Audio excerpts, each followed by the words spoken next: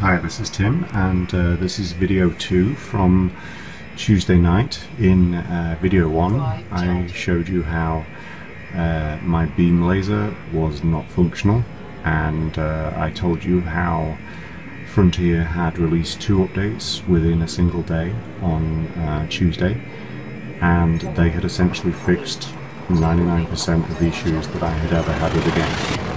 Unfortunately, they didn't fix the 1%, which was that the beam laser didn't work. So, having found that out, I sold the beam laser and bought a pulse laser back again, which I had before I bought the beam laser, and that is the fitting that I currently have again. I did lose money, and spent some time in my first video both figuring out that the beam laser didn't work and then trying to get some pirate bounties to get the money back again. And then what I've done since then, obviously, with this second video from Tuesday night, is I have jumped to another system, and the reason why I've done that is because I actually picked up cargo from those pirates that I killed in the first video, and I have come here because this station has a black market, and I'm going to sell those goods that I picked up, which are classed as stolen goods, on the black market. And after I've finished here, I am going to go and work for the Federals, and try to kill some local forces with them. Basically, here you'll see I want to sell illegal goods, and basically you get something that looks like the regular market, and you just sell your goods. And obviously the prices are a bit silly, really. They're way smaller than anything that you would sell something for on a on the normal market. And here, what I'm looking for, I'm scrolling through looking for a conflict zone, and I decided to go for a low intensity one, which it's basically there's less fighters there. It's not as crazy, so I'm just kind of hoping to get my feet wet and cash in some bounties from the Federals instead of killing pirates. So I'm just waiting to be released here. So, there we go. Engines engaged. Exiting the station, and I've shortened the time it took to get to the conflict zone by quite a bit. I was just checking out who this was. You never know, they might have had a criminal record.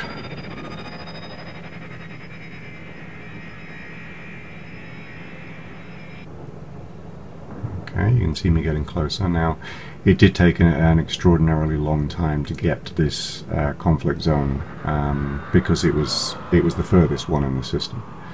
And I'm here now. You can see ships starting to appear on the scanner, and I'm kind of looking around for them.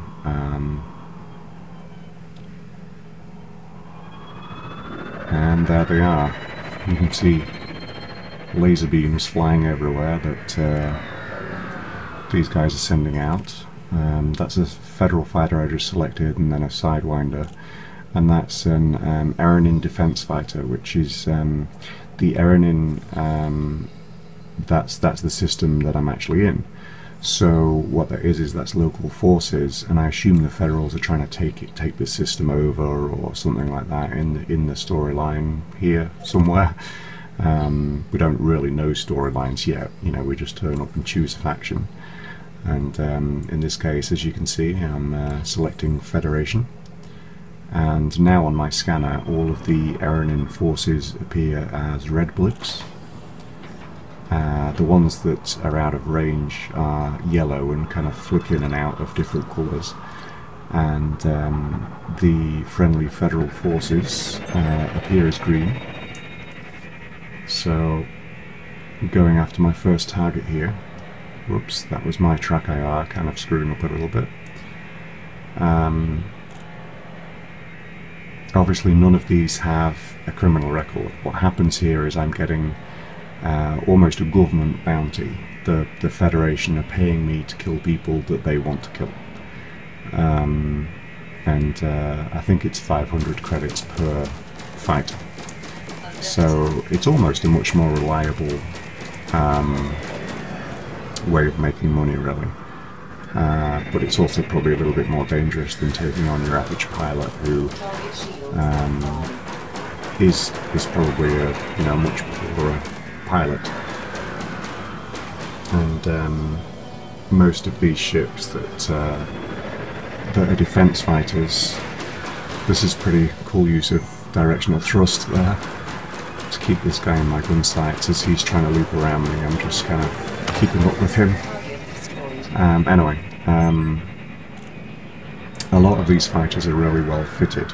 It's not like your average pilot where you might be surprised by the odd one who has a really powerful weapon, and but the vast majority don't. These guys tend to all have a pretty good ship fitting, and all tend to be a pretty good pilot. So with my first kill out of the way, looking at another Sidewinder, and because he's focused on someone else, it should be pretty easy to take him down, but he has a good weapon, as you can see.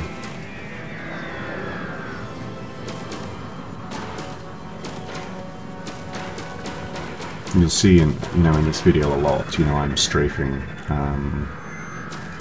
while flying sideways, either to avoid their fire or to keep them where I can fire on them.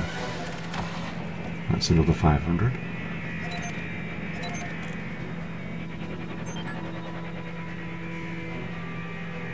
Next target is a Cobra Mark III.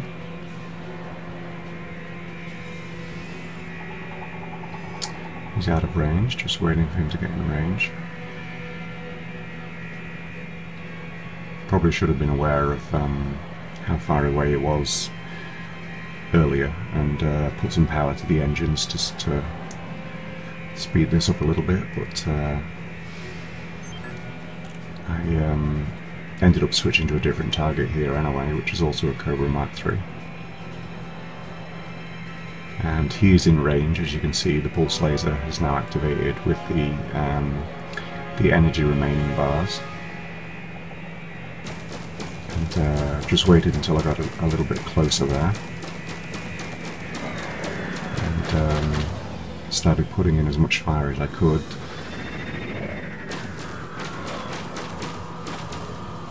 He's doing a good job of making me really kind of squirm around to keep him in my sights.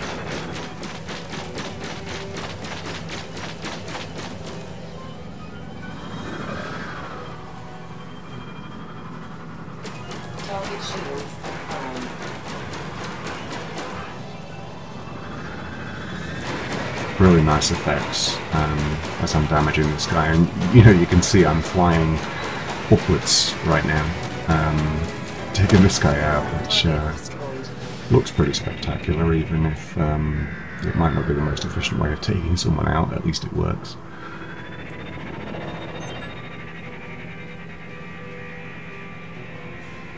And targeted another Cobra Mark III there, just closing in.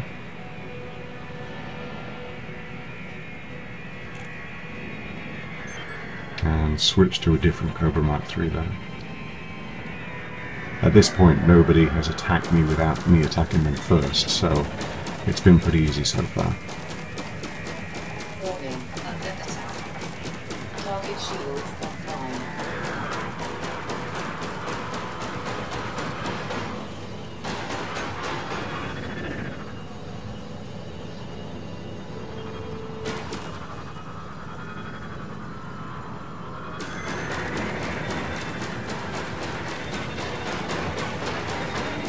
Something that you might not be able to see because I'm looking up a lot with the track IR when I do it. I actually, when I'm flying what looks like upwards there, I will be pulling the throttle backwards and forwards to maintain distance to the ship, and I'm also pulling backwards and pushing forwards on the stick to control pitch, to basically to adjust where my upwards thrust is actually taking me in relation to the other fighter. So it's actually a lot more complex to keep them in front of my gun sights than it looks. That's like this here. It's a constant, you know, play with the throttle and the stick and even the directions of thrust. Target destroyed. I really do need to do a video at some point where I video my stick kind of live while I'm playing the game, and if I can get a good enough angle, you know, you should be able to see exactly what I'm doing. I'll kind of have to figure that out though. I have a rather poor GoPro that seems to pick and choose whenever it's going to record a decent video.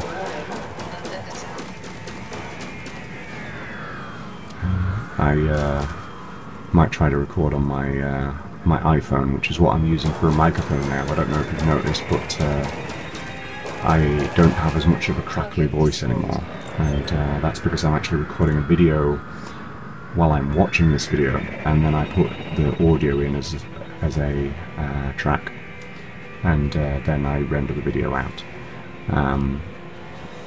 and it seems to work pretty well. Just a sidewinder here.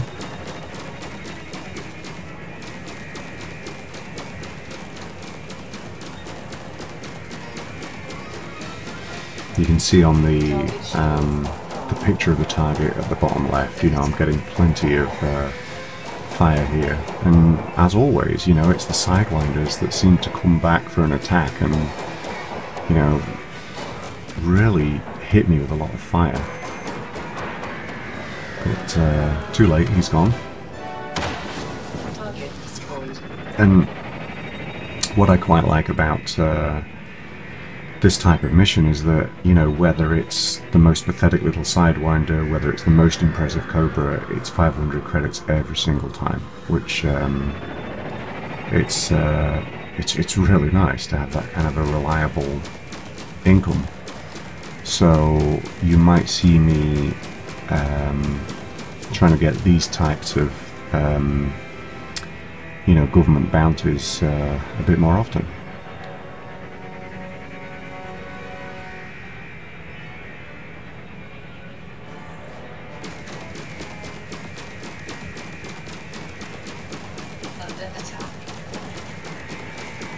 Obviously, one of the things you've got to be really careful of here is hitting a friendly. I'm not entirely sure what would happen if I happened to shoot a federal ship, but I'm also not really prepared to find out.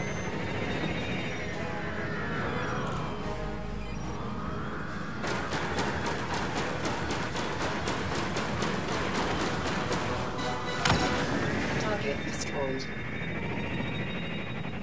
But I might have to look at the different levels of war zones and, you know, try a medium, try a high intensity. Oh, this is the first occasion where I got attacked unprovoked. This guy saw me as being on the federal side and chose to attack me without me having fired on him first, which, you know, it's obviously blind luck that this hadn't happened earlier, really, but I think everybody that I had attacked had already been attacking someone else, so, you know, they really hadn't had the time to deal with me. Now this guy looks like a decent pilot too, you know, he's very fast and his movements so far have kept him away from me even though his shields are down. But probably not enough again. But still, he's in a sidewinder, you never know, he might turn around in a minute and take my shields down.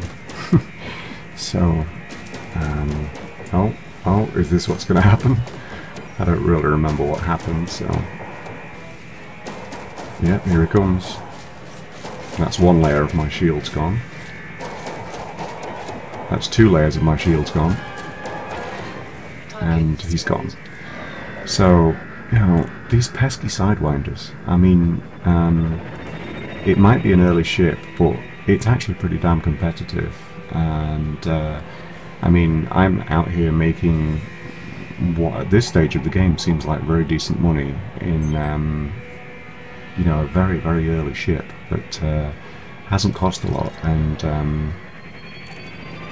I almost get the feeling that if I was a bigger target, if I was here in a Cobra Mark III or something like that, a lot of the AI might pay a little bit more attention to me. Apologies for this, by the way. I actually needed to reset my track IR. If you don't know what a track IR is, it basically scans the movements of your head, and when you move your head, it looks around the cockpit as if you are looking from your own eyes. I actually needed to reset it, and I didn't do it. So every so often the view just kind of goes off like my neck is broken. Here's the second time that I think I was attacked unprovoked, and it's a Cobra Mark III. I'm just trying to get away from his front end, which did very successfully there, with a little bit of directional thrust and throttle movement.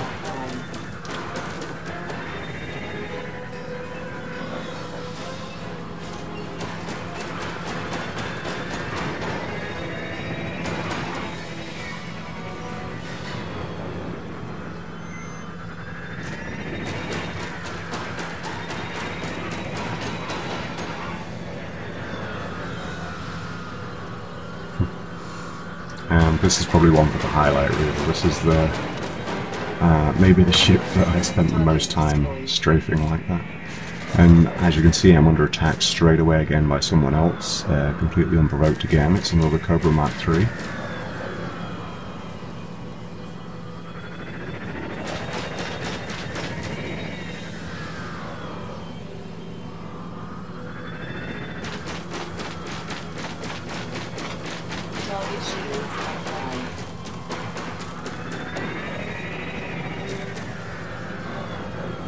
Now, for some reason, I can't get it into my head that you know, that I don't have to roll in order to do this kind of strafing, flying sideways with them thing that I keep doing. I always need the ships to be pointing up like this for me to be able to follow them. You know, if they're pointing down, I need to roll to get them that they're pointing up, and I don't know, it's one of those little brain quirks that I have. I don't seem to be able to perceive the 3D space if it's not the right way around or something. But here I actually remembered to up the engine power with them being out of range, to try to bring them into range a bit quicker. I also noticed, you know, there's only one friendly target there, being attacked by two enemies, so I tried to get over there as quick as I could to help him out. At this point I had forgotten to put power back to my guns, so they actually were unable to fire there for a second. And the Eagle, which is the first time I've actually seen an Eagle in combat. There's an Eagle around here somewhere who is the green blip on the scanner. He's on my side. I don't know whether it's an Eagle Mark II or an Eagle Mark III, but there he is. Being very careful not to fire on him. It looks like he has four beam lasers of some sort. There you go. It's really nice to see him. I'm assuming it's an Eagle. You know, it could be something else, but I'm assuming not. And so basically he took out two Cobras while I was just looping around trying to get them in my sights. So that does a good job of making me feel useless there. Retracting my hard points right now. I think it was approaching 1 o'clock in the morning, somewhere around there, so I Drive charging. needed to go to sleep. As you can see here though, I was getting attacked as I was leaving, so I put power to engines and I boosted, and I reset the drive here. I was going to go back to the station, but I decided to go back to my home system instead and use the jump drive.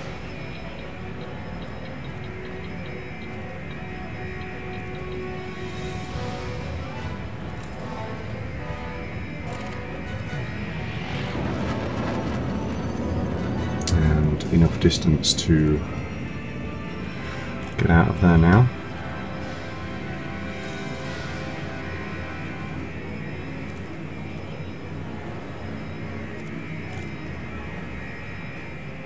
Drive charging. Cancelled the super cruise that I had enabled and instead started to charge the jump drive instead. Now I'm moving around so that the system I'm heading to, the star, is right in front of me. And here I am in hyperspace.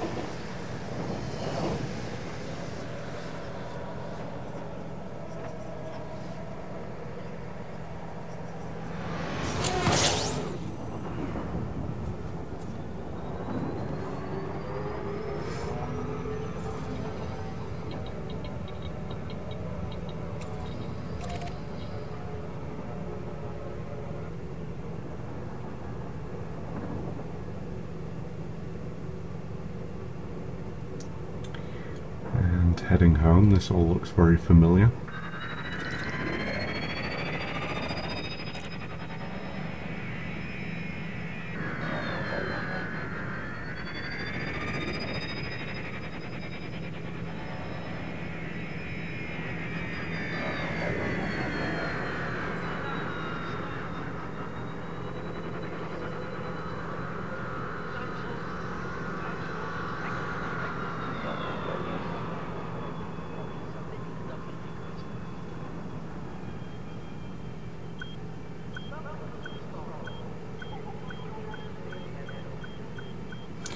Interested to see how they implement docking computers, because I don't think it's that difficult as it is. I don't know whether it's going to say I already have a docking computer that makes it this easy, or if it's going to be more difficult.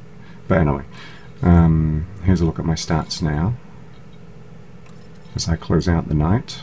87 kills now, and total credits earned is 37,125.